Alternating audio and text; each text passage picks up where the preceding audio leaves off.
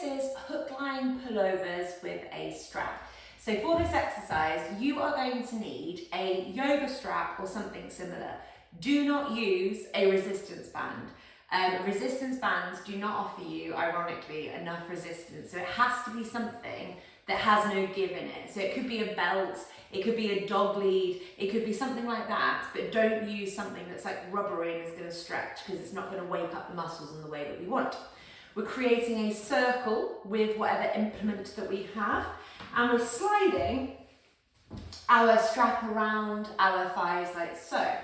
And we're going to have it so that it's tight enough that when we come into this position on the floor, I might just slither myself down slightly. When we come to this position on the floor and we squeeze out with our knees to maintain like traction against the strap, our kneecaps stay in alignment with the front of our hips. So lots of people think that hip width apart is much wider than it is. You should not be rolling your knees out to the side and have them wider than the front of where like the bony bits of your pelvis are here at the front. So the kneecaps and the femurs are tracking in alignment with the pelvic crest.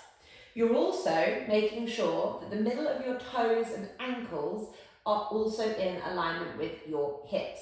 So most of the time when I get my clients doing this, their feet will be kind of splayed out to the side, the toes are wider than the ankles might be wider than the knees. So from lots of you, you're going to have to walk your feet much further in than you think.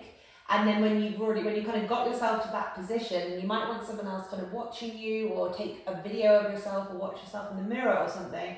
But when you then get your ankles where you think they should be, you're probably then going to have to spin your toes in a little bit more than you think. Okay, so watch yourself or get someone else watching you, because it can be really helpful. There should be a straight line. If someone's looking down at your body this way, there should be a straight line from the middle of your second and your third toes, the middle of your ankle, the middle of your kneecap, and the middle of your hips.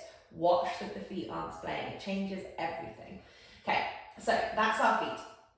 And with the rest of our body, we're not forcing ourselves to be anywhere particular, okay? So we're not throwing our lower back and our pelvis backwards and down onto the floor. We're not gripping with our abdominals. We're not forcing ourselves down. We're relaxing. We're kind of just where our body wants to be.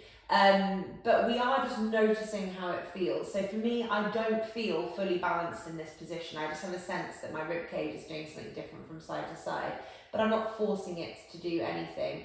I'm not forcing it to like arch up. I'm not forcing it to arch down. It's just chilling, and it will change. I have that faith as we go through the exercise. So feet in alignment with hips. Cannot reiterate that enough. You are going to try and spread your toes nice and wide apart from one another, and you're going to push into your big toe joints slightly. So what we're going to be doing is maintaining an outward squeeze against the strap. So you're holding a kind of 3 out of 10 level of effort, squeeze out against the strap. And as you hold that contraction, you should feel the sides of your legs kind of wake up. So we should be feeling kind of down here into the lateral hip area, maybe a little bit in the glutes, maybe a little bit into the hamstrings, but predominantly this sort of outside edge. But you might notice as you do that, your big toe joints lift up off the floor, which means that your feet are compensating slightly. So the big toe joints, which is different to the big toe itself, push down into the floor gently as the legs push out. And this is going to make sure that we stay firmly grounded through our legs, and we are waking things up as we want to. And we're just holding this effort through the legs, feeling things wake up, trying to keep our belly, our lower back, etc. relaxed. So it's our legs that are waking up in response to what we're doing with our knees. We shouldn't be feeling like our lower back is getting tense or our abdominals are gripping. We maintain our steady nasal diaphragmatic breath at all times. So now we're going to turn it into the pullovers. So we're maintaining that outward squeeze against the strap, waking up the abductors to create more pelvic balance. We're taking our hands above our head, and we're keeping our fingers firmly clasped together, and we're keeping the base of the thumbs together throughout. So in this exercise, you might notice that the kind of thumb base, thumb pad, wants to come apart, and we don't want that. That's your wrists cheating. So keep the hands firmly together, and keep them kind of active. So you're not letting your hands get floppy here. The arms go above the head, and you're going to pull your shoulder blades back and down behind you. So you notice there how, as I put my arms up, my shoulders are kind of popping out. Let's pull them back slightly, because that might change the exercise somewhat. And in this exercise, I'm going to say the most important part of it is that your rib cage doesn't move, okay? So we're going to be taking our hands behind our head, like so, but you'll get to a certain point where you realise that your rib cage wants to go with you. Can you see there how I'm tilting my rib cage up? So that's not your shoulders moving, that's your back compensating. We've got to teach your shoulders and your arms to move separately from your torso. So the bottom of the back of your ribs, these guys here, are staying on the floor. Okay, you're not allowing them to move.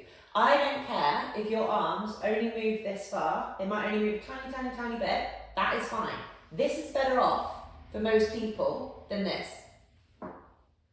Because these people are always going to get lower back pain. These people are going to be wiser because they're going to teach their shoulders and their arms how to move separately from their torso and to stop their back from compensating, okay? So fingers firmly interlinked, thumb pads stay together, the arms are as straight as they can be. I'm not very good at this one, just due to dysfunction that I have around my shoulders, which I'm, of course, always working on. My rib cage stays down, my knees stay squeezing out, my big toe joints stay on the floor. I've got that alignment through my legs. There is no movement through my rib cage, and I'm aiming for my upper arms to touch the floor behind me.